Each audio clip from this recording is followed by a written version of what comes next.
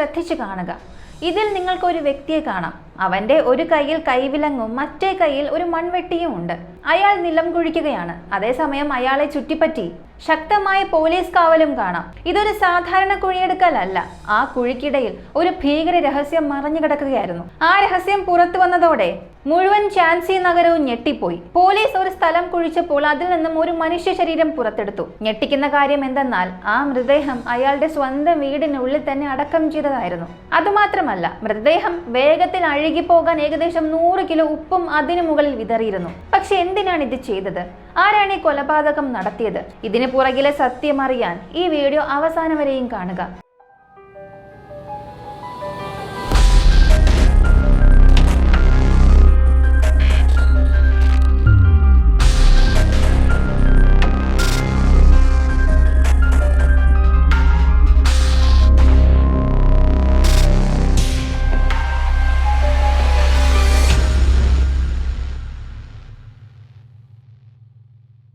ഈ കേസിന്റെ തുടക്കം ഝാൻസി നഗരത്തിലെ Prem Nagar police station area പരിധിയിലുള്ള വിഹാരിപുര പ്രദേശത്താണ്. അവിടെ നിരവധി കുടുംബങ്ങൾക്കിടയിൽ മിർസ അഖിൽ ബേഗ് എന്ന വ്യക്തി തന്റെ കുടുംബത്തോടൊപ്പം സന്തോഷകരമായ ജീവിതം നയിക്കുകയായിരുന്നു. അദ്ദേഹം ഒരു സർക്കാർ പ്രൈമറി സ്കൂളിൽ ജോലി ചെയ്തിരുന്നു. അതുകൊണ്ട് സാമ്പത്തികമായി ആ കുടുംബത്തിന് വലിയ ബുദ്ധിമുട്ടുകളൊന്നും ഉണ്ടായിരുന്നില്ല. അഖിൽ ബേഗ് വിഹാരിപുരിയിൽ ഏകദേശം 25,000 ചതുരശ്ര അടി വിസ്തൃതിയുള്ള ഒരു വലിയ ഇരുനില വീട് പണിതിരുന്നു. ആ വീട്ടിൽ ഭാര്യയായ നജ്മ ബേഗും 2 മക്കളായ മഷാരിഖും താരിഖും ഉണ്ടായിരുന്നു. ഭാര്യ നജ്മ സർക്കാർ ജോലിക്കാരിയായിരുന്നു. അവർ ഝാൻസി കോടതിയിൽ ഒരു ഉദ്യോഗസ്ഥയായി ജോലി ചെയ്തു. കുറച്ച് വർഷങ്ങൾക്ക് മുൻപ് അവർ വിരമിക്കുകയും ചെയ്തു. അതിനുശേഷം വീട്ടിൽ നിന്നുകൊണ്ട് തന്നെ മക്കളെ നോക്കുകയായിരുന്നു. ആ കുടുംബത്തിലെല്ലാം വളരെ നന്നായിട്ട് മുന്നോട്ട് പോവുകയായിരുന്നു. 2 മക്കൾക്കും നല്ല വിദ്യാഭ്യാസം, സ്നേഹപൂർണമായ അന്തരീക്ഷം ലഭിച്ചിരുന്നു. എന്നാൽ 2022-ൽ ഈ കുടുംബത്തിന്റെ ജീവിതം അപ്രതീക്ഷിതമായി മാറി. ഒരു റോഡ് അപകടത്തിൽ മിർസ അഖിൽ ബേഗ് മരണപ്പെട്ടു. ആ സംഭവം കുടുംബത്തെ പൂർണ്ണമായും തകർത്തു. അഖിൽ ബേഗ് സർക്കാർ ജീവനക്കാരനായതിനാൽ അനുകമ്പ നിയമത്തിന്റെ ഭാഗമായി മൂത്ത മകൻ താരിഖിന് ഈ സർക്കാർ ജോലി വാഗ്ദാനം ചെയ്തു. പക്ഷേ താരിഖ് ആ ജോലി സ്വീകരിച്ചില്ല. കാരണം അദ്ദേഹം MBA ബിരുദധാരിയായിരുന്നു. സ്വന്തം യോഗ്യതയിലൂടെ ഒരു മികച്ച സർക്കാർ ജോലി നേടണമെന്നുള്ളതായിരുന്നു അദ്ദേഹത്തിന്റെ ആഗ്രഹം. അതിനാൽ ആ ജോലി ഇളയ സഹോദരനായ മഷാരിഖിന് നൽകി. സാമ്പത്തികമായി ആ കുടുംബം ഇപ്പോഴും നല്ല നിലയിലാണ്. എങ്കിലും നജ്മ ബേഗത്തിന് ഭർത്താവിന്റെ വേർപാട് സഹിക്കാനായില്ല.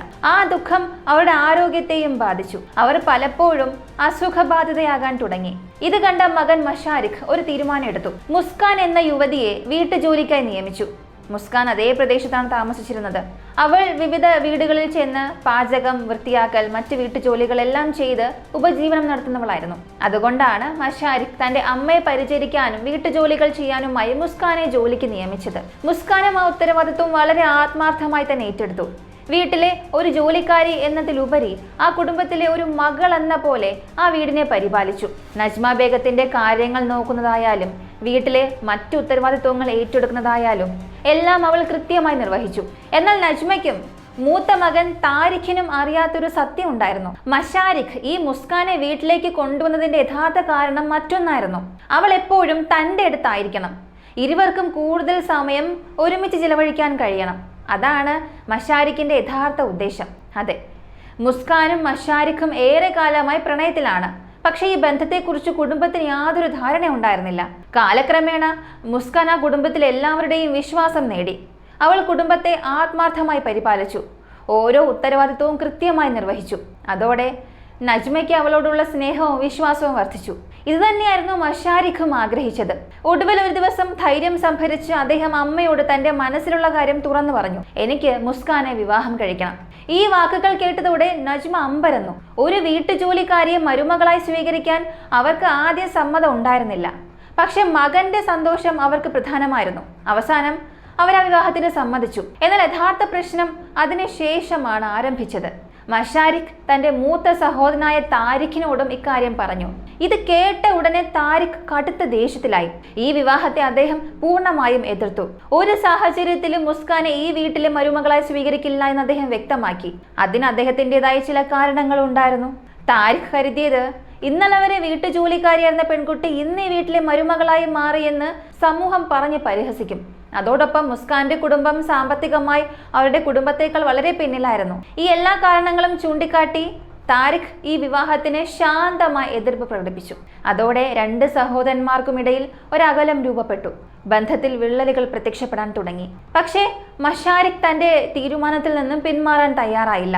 ഒടുവിൽ 2025 ഡിസംബർ മാസം 9 മഷാരിഖ് മുസ്കാനെ പ്രണയവിവാഹം ചെയ്തു. വിവാഹത്തിന് ശേഷം അവളെ സ്വന്തം വീട്ടിലേക്ക് കൊണ്ടുവന്നു. ഇപ്പോൾ വിവാഹം കഴിഞ്ഞ സാഹചര്യത്തിൽ ആ കുടുംബവും ഈ വിഷയത്തിൽ മിണ്ടാതെയായി. മഷാരിഖും മുസ്കാനും വീട്ടിലെ 1-ാം നിലയിൽ താമസിക്കാൻ തുടങ്ങി. അതേസമയം ഇതുവരെ വിവാഹം കഴിക്കാത്ത മൂത്ത മകനായ താരിഖും അമ്മയായ നജ്മയും താഴത്തെ നിലയിൽ താമസിച്ചു. എന്നാൽ ഭർത്താവിന്റെ മരണത്തിനു ശേഷം നജ്മ ബേഗിന് ആ വീട് ശൂന്യമായി തോന്നി. എല്ലാ ഓർമ്മകളും അവരെ വേദനിപ്പിച്ചു. അതിനാൽ അവർ സഹോദരനായ മുഹമ്മദ് സലീമിന്റെ വീട്ടിലേക്ക് താമസം മാറി. അതേസമയം തന്റെ 2 മക്കളും ബിഹാരിപുരിയിലെ ആ വീട്ടിൽ തന്നെ താമസിച്ചു. ഇങ്ങനെ കുറച്ചു കാലം എല്ലാം സാധാരണ നിലയിൽ മുന്നോട്ടു പോയി. നജ്മ ബേഗ് ദിവസവും മക്കളെ വിളിച്ച് അവരുടെ വിശേഷങ്ങൾ അന്വേഷിക്കുമായിരുന്നു. അങ്ങനെ 2026 ഫെബ്രുവരി മാസം 10-ാം തീയതി രാവിലെ പതിവ് പോലെ അവർ മൂത്ത മകൻ താരിഖിനെ വിളിച്ചു. പക്ഷെ അവന്റെ ഫോൺ സ്വിച്ച് ഓഫ് ആയിരുന്നു. അത് സാധാരണമായൊരു കാര്യമായിരുന്നു. ഫോണിന്റെ ചാർജ് തീർന്നിരിക്കാമെന്ന് കരുതി അവർ അധികം ആശങ്കപ്പെട്ടില്ല. ശേഷം അവർ ഇളയ മകനായ മഷാരിഖിനെ വിളിച്ചു. താരിഖിന്റെ ഫോൺ എന്തുകൊണ്ട് ഓഫായി, അവൻ എവിടെയെന്ന് ചോദിച്ചു. ഇപ്പോൾ മഷാരിഖ് മറുപടി നൽകി. ചേട്ടൻ വീട്ടിലില്ല, ഇന്നലെ രാത്രി പുറത്തേക്ക് പോയതാണ്, ഇതുവരെ തിരികെ വന്നില്ല. ഇത് കേട്ടപ്പോൾ നജ്മ കരുതിയത് താരിഖ് സുഹൃത്തുക്കളുടെയോ പരിചയക്കാരുടെയോ വീട്ടിൽ രാത്രി തങ്ങിയിരിക്കാമെന്നായിരുന്നു. അതുകൊണ്ട് അവർ അക്കാര്യം അത്ര ഗൗരവമായി എടുത്തില്ല. അങ്ങനെ ആ ഫോൺ കട്ട് ചെയ്തു. എന്നാൽ ദിവസങ്ങൾ ഇങ്ങനെ കടന്നുപോയി. ഫെബ്രുവരി മാസം 10 കഴിഞ്ഞു, 11, 12, ഇങ്ങനെ ഫെബ്രുവരി മാസം 14 എത്തി. പക്ഷെ താരിഖിന്റെ ഫോൺ അപ്പോഴും ഓഫായിരുന്നു. അദ്ദേഹം അപ്പോഴും വീട്ടിൽ തിരിച്ചെത്തിയില്ല. ഇതോടെ ആ കുടുംബം മുഴുവനും ആശങ്കയിലായി. മഷാരിഖും സഹോദരനെ കണ്ടെത്താൻ പല സ്ഥലങ്ങളിലും അന്വേഷിച്ചു. എന്നാൽ യാതൊരു സൂചനയും ലഭിച്ചില്ല. അവസാനം ഫെബ്രുവരി മാസം 14 നജ്മ ബേഗ് സഹോദരൻ സലീമിനൊപ്പം ഗ്വാളിയാറിൽ നിന്നും ബിഹാരിപുരിയിലെത്തി. ആ കുടുംബം താരിഖിന്റെ സുഹൃത്തുക്കളെയും ബന്ധുക്കളെയും സമീപിച്ച് അന്വേഷണം തുടങ്ങി. പക്ഷേ യാതൊരു വിവരവും ലഭിച്ചില്ല. താരിഖ് എവിടെയാണെന്നുള്ളതിന്റെ ഒരു സൂചന പോലും ലഭിച്ചില്ല. അതിനുശേഷം താരിഖിന്റെ മാമനായ സലീം ഒരു തീരുമാനം എടുത്തു. ഇനി കാത്തിരുന്നിട്ട് കാര്യമില്ല, പോലീസിൽ ഔദ്യോഗികമായി കാണാതായ കേസ് രജിസ്റ്റർ ചെയ്യണം. അങ്ങനെ അദ്ദേഹം മഷാരിഖിനോട് പറഞ്ഞു, നമുക്ക് സ്റ്റേഷനിലേക്ക് പോകാം, ഒരു മിസ്സിംഗ് റിപ്പോർട്ട് നൽകാം. അതിശയകരമായി മഷാരിഖ് അതിന് ഉടൻ തന്നെ സമ്മതിച്ചു. ഒരു നിമിഷം പോലും ആലോചിക്കാതെ അദ്ദേഹം പോലീസ് സ്റ്റേഷനിലേക്ക് പോകാൻ തയ്യാറായി. എന്നാൽ ആ സമയത്ത് ആരും അറിയാത്തൊരു സത്യം ഉണ്ടായിരുന്നു. താരിഖിനെ കണ്ടെത്താൻ കുടുംബം പോലീസ് സഹായം തേടിക്കൊണ്ടിരിക്കുമ്പോൾ ആ രഹസ്യത്തിന്റെ ഉത്തരമൊക്കെയും അതേ വീട്ടിൽ തന്നെ മറഞ്ഞു കിടക്കുകയായിരുന്നു. അത് പുറത്തു വരാൻ ഇനി അധികം സമയവും ബാക്കിയില്ല. പോലീസ് സ്റ്റേഷനിലേക്ക് പോകുന്നതിന് മുൻപ് മഷാരിഖ് തന്റെ മാമനായ സലീമിനോട് ഒരു കാര്യം പ്രത്യേകം പറഞ്ഞു. പോലീസിനോട് എന്റെ പേര് പറയരുത്, ഈ കേസിൽ എന്റെ പേര് വന്നാൽ എന്റെ ജോലി അപകടത്തിലാകും. അവന്റെ വാദം അതായിരുന്നു. മഷാരിഖിന്റെ ഉദ്ദേശം ഈ കേസിൽ നിന്നും അകലം പാലിച്ച് സ്വന്തം ജോലി സംരക്ഷിക്കാനായിരുന്നു. പക്ഷെ ഈ വാക്കുകൾ സലീമിന് വളരെ വിചിത്രമായി തോന്നി. കാരണം ഒരു സഹോദരൻ പല ദിവസങ്ങളായി കാണാതിരിക്കുകയാണ്. ഇത്തരമൊരു സാഹചര്യത്തിലും മഷാരിഖിന് ഏറ്റവും കൂടുതൽ ആശങ്കപ്പെടുന്നത് തന്റെ ജോലിയെക്കുറിച്ചാണ്. എങ്കിലും സലീം ആ സാഹചര്യത്തിൽ ഒന്നും പറഞ്ഞില്ല. അദ്ദേഹം നേരെ പ്രേംനഗർ പോലീസ് സ്റ്റേഷനിലെത്തി. അവിടെ താരിഖിനെ കാണാതായതായി ഔദ്യോഗിക പരാതി നൽകി. മഷാരിഖും പോലീസിന് മുന്നിൽ സംഭവങ്ങളെല്ലാം വിശദീകരിച്ചു. അവൻ പറഞ്ഞു, ഫെബ്രുവരി മാസം 9-ാം തീയതി രാത്രി എന്റെ സഹോദരൻ വീട്ടിൽ നിന്നും പുറത്തുപോയി. അതിനുശേഷം അദ്ദേഹം ഒരിക്കലും തിരിച്ചെത്തിയില്ല. പോലീസ് ഈ പരാതിയും മൊഴിയും എല്ലാം രേഖപ്പെടുത്തി. എന്നാൽ അതിനുശേഷവും കാര്യമായ അന്വേഷണമൊന്നും നടന്നില്ല. ദിവസങ്ങൾ കടന്നുപോയി. സലീം പലതവണ സ്റ്റേഷനിൽ ചെന്ന് പോലീസിന്മേൽ ഒരു സമ്മർദ്ദം ചെലുത്തി. എന്നാൽ അതിൽ നിന്ന് കാര്യമായ ഫലമൊന്നും ലഭിച്ചില്ല. അതേസമയം അദ്ദേഹത്തിന്റെ സംശയത്തിന്റെ അമ്പ് നിരന്തരം മഷാരിഖിനെ തന്നെയായിരുന്നു ലക്ഷ്യമിട്ടത്. കാരണം ചില കാര്യങ്ങൾ അദ്ദേഹത്തെ ചിന്തിപ്പിച്ചു. താരിഖ് കാണാതായത് മുതൽ മഷാരിഖ് തന്റെ സഹോദരനെ കുറിച്ച് യഥാർത്ഥത്തിൽ ആശങ്കപ്പെടുന്നില്ലല്ലോ എന്ന് സലീം ശ്രദ്ധിച്ചു. അവൻ വെറും ഔപചാരികതയ്ക്ക് വേണ്ടി മാത്രം അന്വേഷണം നടത്തുന്ന പോലെ തോന്നി. കാണാതായതിന്റെ പരാതി പോലും സലീമിന്റെ നിർബന്ധത്തെ തുടർന്നാണ് നൽകിയത്. സ്വമേധ മഷാരിഖ് പ്രത്യേക ശ്രമങ്ങളൊന്നും നടത്തിയില്ല. അതേസമയം മറ്റൊരു കാര്യം സലീമിന്റെ ശ്രദ്ധയിൽപ്പെട്ടു. മുൻപ് 2 സഹോദരന്മാരും വളരെ സ്നേഹത്തോടെ ജീവിച്ചവരായിരുന്നു. പക്ഷേ മഷാരിഖ് മുസ്കാനെ വിവാഹം കഴിച്ചതിനു ശേഷം അവരുടെ ബന്ധത്തിന്റെ അകലം വർദ്ധിച്ചു. സംസാരം കുറയാൻ തുടങ്ങി. ഈ എല്ലാ കാര്യങ്ങളും ചേർത്ത് നോക്കിയപ്പോൾ സലീമിന്റെ സംശയം കൂടുതൽ ശക്തമായി. അതിനാൽ അദ്ദേഹം വീണ്ടും പ്രേംനഗർ പോലീസ് സ്റ്റേഷനിലെത്തി. പോലീസിനോട് പറഞ്ഞു, താരിഖ് കാണാതായ സംഭവത്തിൽ അവന്റെ സ്വന്തം സഹോദരനായ മഷാരിഖിന് പങ്കുണ്ടാകാം. ദയവായി അവനെ വിശദമായി ചോദ്യം ചെയ്യണം. ഈ സംശയത്തിന്റെ പിന്നിൽ ഒരു പ്രധാനപ്പെട്ട കാരണം ഉണ്ടായിരുന്നു. അത് CCTV ദൃശ്യങ്ങളായിരുന്നു. ഫെബ്രുവരി മാസം 14 സലീം തന്റെ സഹോദരിയായ ഈ നജ്മ ബേഗിനെയും കൂട്ടി ബിഹാരിപുരിയിൽ എത്തിയപ്പോൾ താരിഖിനെ കുറിച്ച് എന്തെങ്കിലും ഒരു വിവരം ലഭിക്കുമോ എന്ന പ്രതീക്ഷയിൽ സമീപ പ്രദേശങ്ങളിലുള്ള CCTV ക്യാമറകളെല്ലാം അവർ പരിശോധിച്ചിരുന്നു. ഫെബ്രുവരി മാസം 9-ാം തീയതി രാത്രിയിലെ ദൃശ്യങ്ങളിൽ താരിഖ് വീട്ടിൽ നിന്നും പുറത്തേക്ക് പോകുന്നത് എവിടെയും കാണുന്നില്ലായിരുന്നു. പക്ഷേ മഷാരിഖിന്റെ മൊഴി പ്രകാരം സഹോദരൻ പുറത്തുപോയി, പിന്നെ തിരികെ വന്നില്ല എന്നാണ്. ഇപ്പൊ ചോദ്യം ഉയരുന്നത്, താരിഖ് വീട്ടിൽ നിന്നും പുറത്തു പോയിട്ടില്ലെങ്കിൽ അദ്ദേഹം എവിടെ പോയി? ഇതിനിടയിൽ മറ്റൊരു സംശയാസ്പദ സംഭവം നടന്നു. സലീം CCTV ദൃശ്യങ്ങൾ പരിശോധിക്കുകയാണ് എന്നറിഞ്ഞതോടെ മുസ്കാന്റെ വീട്ടുകാർ ഭയന്നുപോയി. അവർ ഉടൻ തന്നെ സ്വന്തം വീട് പൂട്ടി അവിടെ നിന്നും രക്ഷപ്പെട്ടു. ഈ അപ്രതീക്ഷിത പ്രതികരണം സലീമിന്റെ സംശയത്തെ കൂടുതൽ ശക്തമാക്കി. CCTV പരിശോധന നടക്കുന്നതിനിടെ തന്നെ മുസ്കാന്റെ കുടുംബം ഒളിച്ചോടിയത് ഒരു സാധാരണ യാദൃശ്ചികത അല്ല എന്ന് അദ്ദേഹം വിശ്വസിച്ചു. അത് തന്നെയായിരുന്നു അദ്ദേഹത്തിന്റെ സംശയത്തെ ഉറച്ച വിശ്വാസമാക്കി മാറ്റിയത്. അതിനാൽ അദ്ദേഹം വീണ്ടും പോലീസിനെ സമീപിച്ച് മഷാരിഖിനെ കുറിച്ചുള്ള സംശയം തുറന്നു പറഞ്ഞു. അതോടൊപ്പം ഒരു സാധ്യതയും മുന്നോട്ട് വെച്ചു. ഈ സംഭവത്തിൽ മഷാരിഖിന് മാത്രമല്ല, മുസ്കാന്റെ കുടുംബത്തിനും പങ്കുണ്ടാകാം. ഒരുപക്ഷെ അവർ അവനെ സഹായിച്ചിരിക്കാം. ഈ മൊഴിയിലൂടെ ഈ അന്വേഷണത്തിന്റെ ദിശ പൂർണ്ണമായും മാറുകയായിരുന്നു. കാരണം ഇനി പോലീസിന്റെ ശ്രദ്ധ ഒരു കാണാതായ വ്യക്തിയിലല്ല, ഒരു സാധ്യതയുള്ള കൊലപാതകത്തിലേക്കായിരുന്നു തിരിയുന്നത്. ഇപ്പൊ പോലീസിനും ഈ കേസ് എങ്ങനെയെങ്കിലും വേഗത്തിൽ തീർക്കണമെന്നായിരുന്നു ആഗ്രഹം. അതേസമയം സംശയിക്കപ്പെടുന്ന വ്യക്തിയുടെ പേര് അവർക്ക് മുന്നിൽ തന്നെയുണ്ട്. അതിനാൽ പോലീസ് മഷാരിഖിനെയും മറ്റു കുടുംബാംഗങ്ങളെയും വിശദമായി ചോദ്യം ചെയ്യാൻ തുടങ്ങി. എന്നാൽ മഷാരിഖ് പോലീസിന് മുന്നിൽ ഒരു ഭയവും പ്രകടിപ്പിച്ചില്ല. അവൻ തന്റെ മൊഴി മാറ്റുകയും ചെയ്തില്ല. ആത്മവിശ്വാസത്തോടെ ആദ്യം പറഞ്ഞ അതേ കഥ തന്നെ വീണ്ടും ആവർത്തിച്ചു. എന്നാൽ പോലീസിന് ഒരു കാര്യം വ്യക്തമായി തോന്നി. സ്വന്തം സഹോദരൻ കാണാതായിട്ടും മഷാരിഖിന് അതിനെക്കുറിച്ച് പ്രത്യേക ആശങ്കയോ വിഷമമോ ഇല്ലായിരുന്നു. ഇത് അന്വേഷണ ഉദ്യോഗസ്ഥരുടെ ശ്രദ്ധ പിടിച്ചുപറ്റി. തുടർന്ന് ഫെബ്രുവരി മാസം 17-ന് പോലീസ് സാങ്കേതിക അന്വേഷണം ആരംഭിച്ചു. മഷാരിഖിന്റെ മൊബൈൽ ഫോൺ ലൊക്കേഷൻ പരിശോധിച്ചു. അവിടെ നിന്നാണ് ഈ കേസിന്റെ ഗതി തന്നെ മാറ്റിമറിച്ച ഒരു വെളിപ്പെടുത്തലുണ്ടായത്. താരിഖിന്റെ ഫോണിന്റെ അവസാന ലൊക്കേഷൻ അവന്റെ സ്വന്തം വീടായിരുന്നു. അതായത് ഫോൺ വീടിനുള്ളിൽ വെച്ചാണ് ഓഫായത്. അവൻ പുറത്തേക്ക് പോയതായി യാതൊരു തെളിവുമില്ല. ഇതോടെ പോലീസിന്റെ സംശയം മഷാരിഖിലേക്കാണ് തിരിഞ്ഞത്.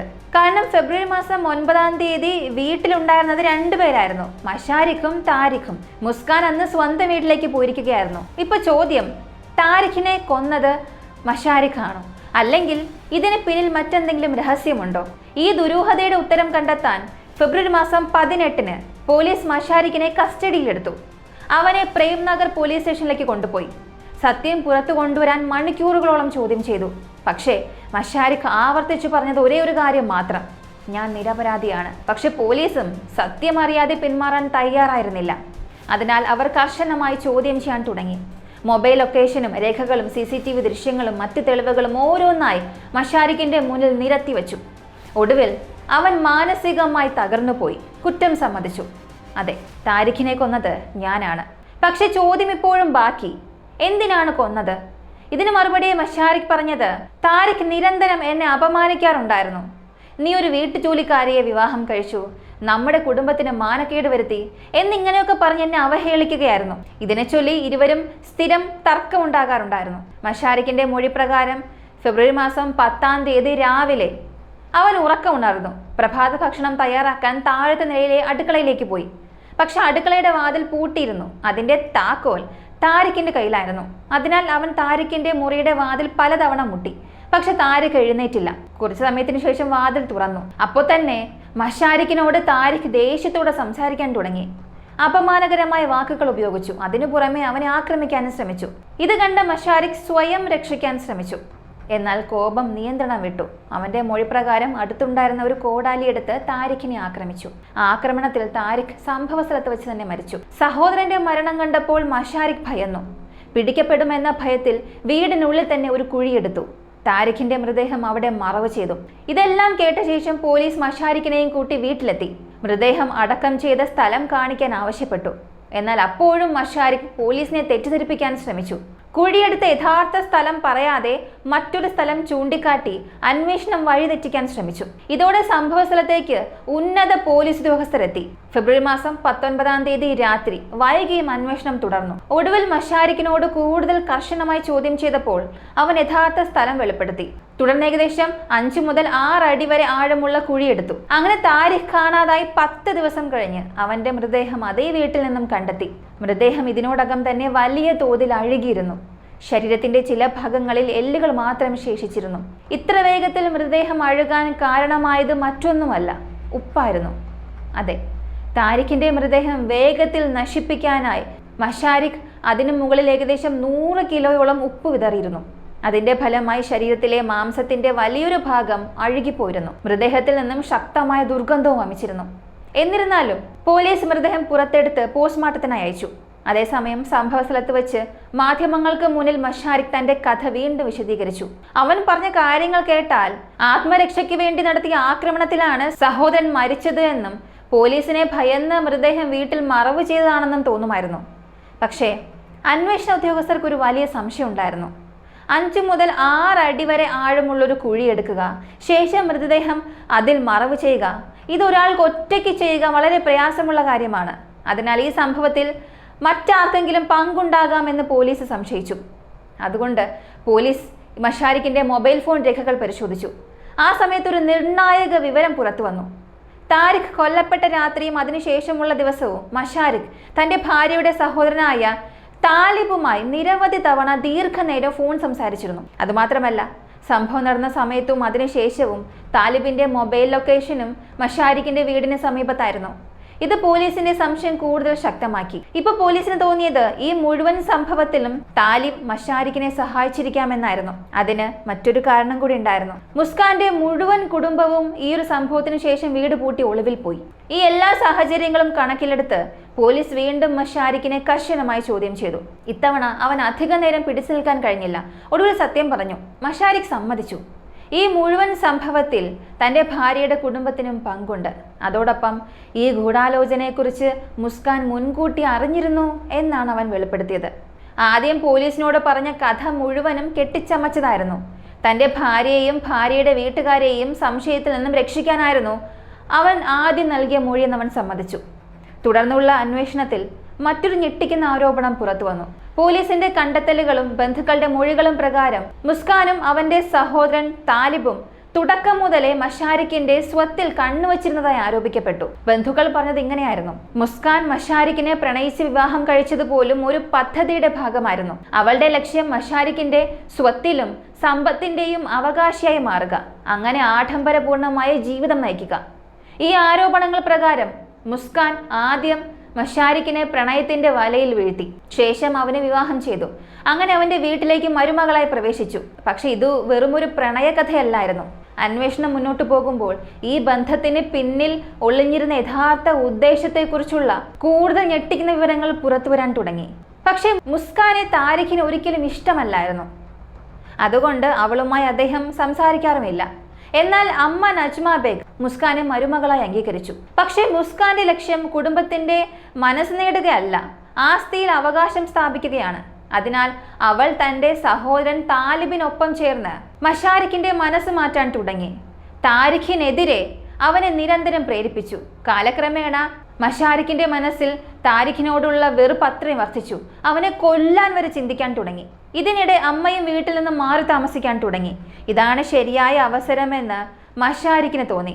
2026 ഫെബ്രുവരി മാസം 10 പുലർച്ചെ ഏകദേശം 4:30 മഷാരിഖ് താലിബിനെ വീട്ടിലേക്ക് വിളിച്ചു വരുത്തി. തുടർന്ന് ഇരുവരും ചേർന്ന് താരിഖിന്റെ മുറിയുടെ വാതിൽ തട്ടി.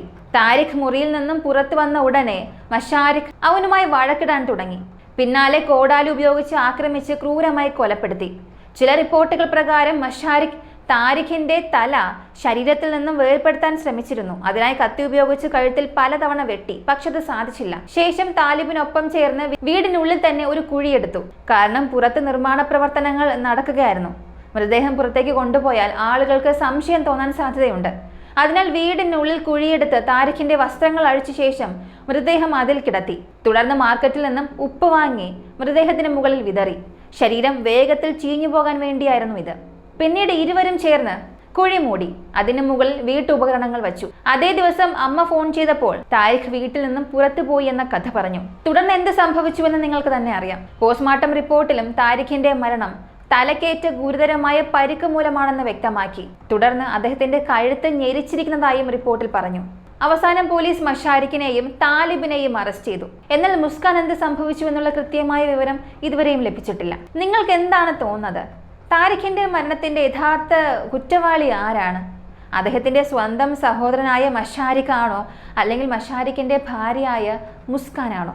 നിങ്ങളുടെ അഭിപ്രായം കമൻറ്റിലൂടെ അറിയിക്കാം. ഈ വീഡിയോ ഇഷ്ടമായെങ്കിൽ ഇതുവരെയും ലൈക്ക് ചെയ്ത് കണ്ടുകൊണ്ടിരിക്കുന്നവരാണെങ്കിൽ ഇപ്പോൾ തന്നെ ഒരു ലൈക്ക് ചെയ്ത് സപ്പോർട്ട് ചെയ്യുക. നിങ്ങൾ നൽകുന്ന ലൈക്ക് മറ്റൊരുപാട് പേരിലേക്ക് വീഡിയോ എത്തിക്കാൻ സഹായിക്കും. അടുത്ത വീഡിയോയിൽ വീണ്ടും കാണാം.